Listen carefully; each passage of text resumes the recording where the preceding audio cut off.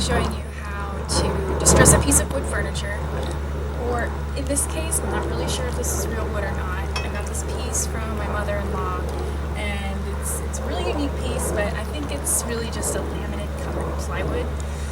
Either way, if you haven't seen my latest blog post, I did a piece that is basically identical to this, but it's longer and it's a little different, but they match. It was my mistake. I did not take pictures during the process, and I didn't think to do a video until now with this beauty. So that's what I'm going to do. And if you're new here, welcome. My name is Carissa, and I'm the blogger behind the missing link. So I'm going to show you the process of how this can be done in just one paintbrush using the dry brush method. And I'll put a link to the description to the blog post, and that's where you can get a list of all the paints that I used for this project. But it's so simple. I will also show you how you can create the patina rust look with a metallic paint. So the first thing you want to do is remove the hardware. I cleaned it down, use some soap and water with paper towel to really clean it. You can also get in the grooves with your paintbrush as well, so that there's nothing that's stuck onto this that can really ruin the paint. So yeah, you can get really good in the grooves in there. I don't know if you can see this really well. It's a really cloudy day today. And this is a really dark piece. So I went ahead and I removed my hardware. What I'm going to do is simply spray paint it white, flat white spray paint. Not perfect, it's just for a primer. But if you're wanting to keep your piece dark, then you can do without, or you can spray paint it a different color, or not. It's up to you. Alright, so I'm going to go ahead and spray it with the spray paint. It's just a flat white. Doesn't need to be perfect. Again, I'm just doing this as a primer.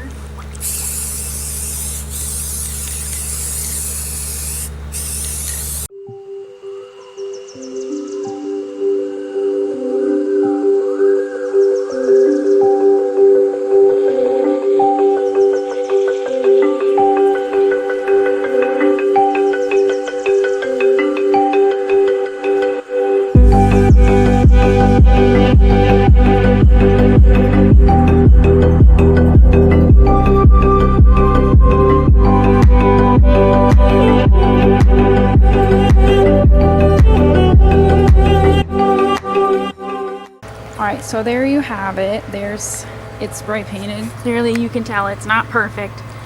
It looks like a cloudy day. But you just want it primed. That's it.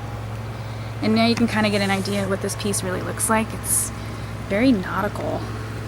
Alright, so I'm going to let this dry a bit, and then we're going to get started with distressing it with paint. Okay, so it's about dry. Pretty much dry. Good enough. So yes, I spray painted it. Obviously didn't do a good job. No worries, it's just a primer. So what you're gonna need a couple paper plates for this dry brushing technique. At least this is what I use. You're gonna want a rag that you don't mind basically throwing away or washing or keeping specifically for paint related projects. And you just want to dampen it with water and wring it out. So don't mind me, I'm just going to dump this into the pool and get it wet that way. It's all the same, right? Okay. Yeah, so you just want a damp rag. I'm not going to use this right now, but you set it aside for later. Alright, so I want you to get a close-up of this, and don't worry, I will bring the camera closer so you can kind of get an idea of how this is done. Where did I put it? Come on. Carissa. Oh, here it is. This is my paint can opener here. Alright, so I'm going to put my colors. So I have 4 main colors that I'm using for this piece. So this is the color that I primarily want this piece to be. So I'm going to focus on this color. But I also have this cool teal metallic you'll also be using. I'll be using. There's this cyan color. It's just a dark blue. And then there's this mint light turquoise color. Now I also have white chalk paint that I used on the other piece, and I used it basically to create texture. So no rhyme or reason why I use chalk paint, I just had it. It does create kind of a cool matte finish when the other paint is on top of it, but I used this white to create texture in places that almost make it look like wood grain a little bit. You don't have to do this, but if you have a piece that's like a fake laminate and you want it to kind of have a more wood texture like this, it's really why I was using the white chalk paint. And I just play around with it. Nothing fancy. You can build on this. You can like smudge the paint. See what I'm doing here.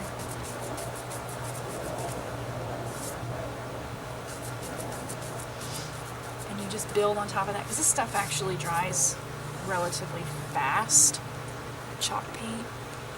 And I don't really wait for it to dry, to be honest. I just go on to my next colors once I'm finished with it. Again, you don't have to use the chalk paint if you're not familiar with it. And this is just what I had on hand. Yes, and I am using the same brush that I'm going to be using for color. I know.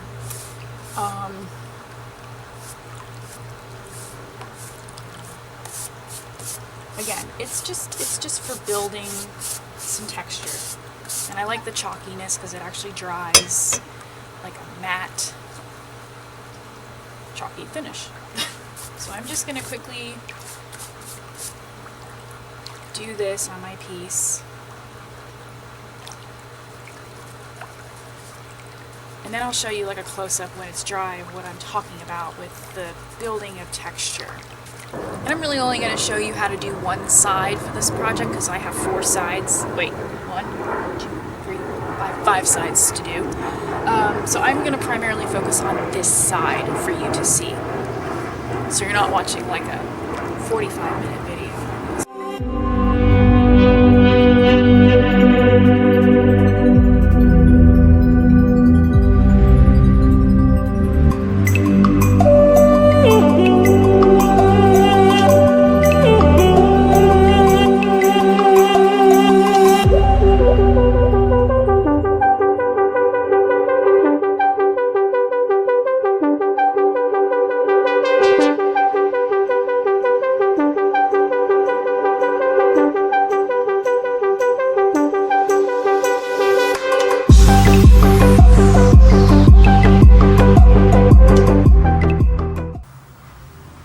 So the chalk paint that I brushed on is mostly dry, so we're going to get started on painting this face. And this is going to be the only face I show you with the technique, with the dry brush technique, because I'm not going to have you sit through a 45-minute video of me doing the entire thing. So I'm just going to show you the process, and then I'm going to do the rest, and I'll show you the final product.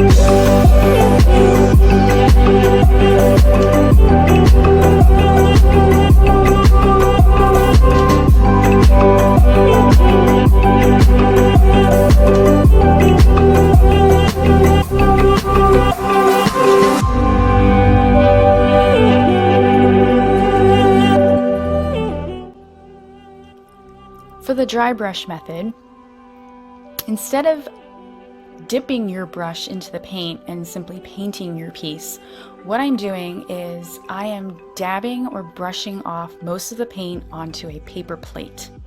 And this creates that weathered look when you don't have a saturated brush with paint. And it's more of the building on of paint rather than just simply painting something. So I'm simply dipping my brush lightly into the paint and taking off most of what is on the brush.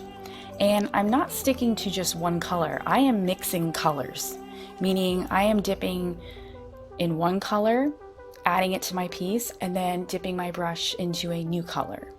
So it's essentially blending the colors together on your piece while creating a little bit more of a distinction depending on how much paint you leave on your brush. I'm also varying in the direction of my strokes. I'm dabbing with my brush to create a little bit more texture with my paint, and I'm not worrying about completely covering the white underneath because that actually helps create that weathered destruct look as well. You'll notice that I used the darkest colors to the lightest colors, and for good reason, because I specifically wanted my lighter colors to stand out more on this piece. So depending on the colors that you chose, you need to figure out if you're going to start from dark to light or light to dark. And because this paint dries relatively fast, you want to work fast. If you really want your colors to blend, you're going to have to get these colors on your piece in a much quicker manner, but it does aid in creating the weathered or distressed look.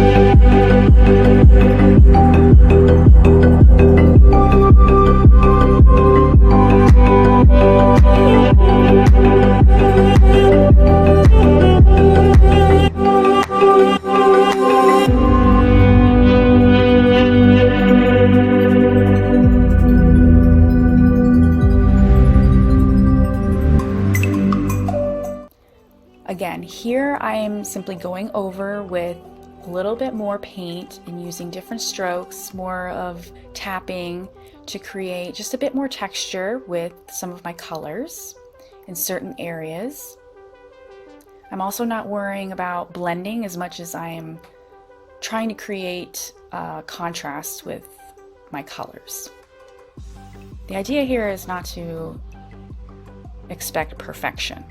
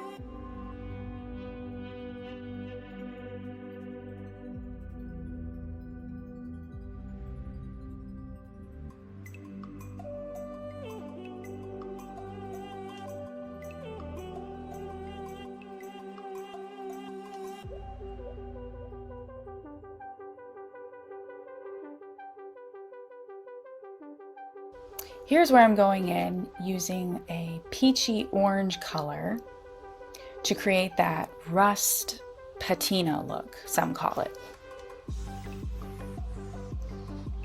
What I'm doing is I'm imperfectly painting an area where I would usually find rust. And if you don't have a lot of intricate places on your piece, you can use cracks, crevices, or corners to add this effect, or just simply create strokes in your piece to add that rust effect. And what I'm doing is I'm wiping off most of the paint that I applied. I'm allowing it to dry just a little bit and using a damp cloth to wipe away most of the color. And depending on the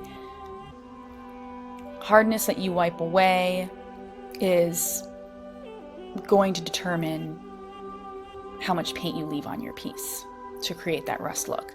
And I will go over more than once with that color if I notice that I wiped off too much paint or need a little bit more color in certain areas.